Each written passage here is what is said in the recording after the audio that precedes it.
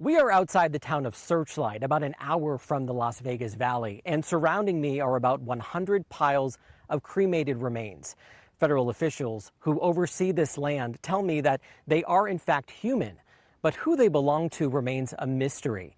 The only thing that we can find connecting them to a human being are zip ties and remnants of an urn. More than 100 piles of cremated remains dot the Nevada desert, just a few miles from Searchlight, a town itself home to just a few hundred. You can see it best from the air, each dot representing a human being who someone left here.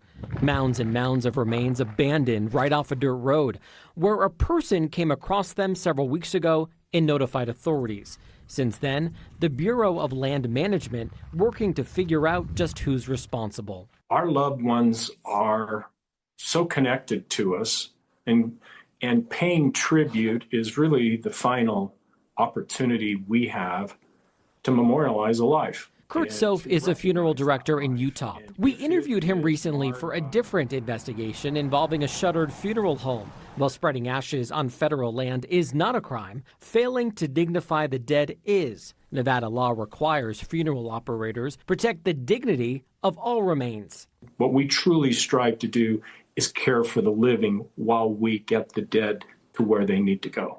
Dozens, though, ending here, enduring the rain and the sun, in a possible attempt to never be found. I did check with the Clark County coroner, who obviously oversees the county. They say because this is federal land, they have nothing to do with this case. However, the Bureau of Land Management does want to hear from anybody who may know who these belong to. Outside of Searchlight, I'm David Charnes, 8 News Now. There is no evidence that the discovery of the 100 or so piled of cremated remains is connected to that recently closed funeral home. Representatives with the BLM declined our interview request, citing the active investigation. We have a link to report a tip inside the article on the story over on our website.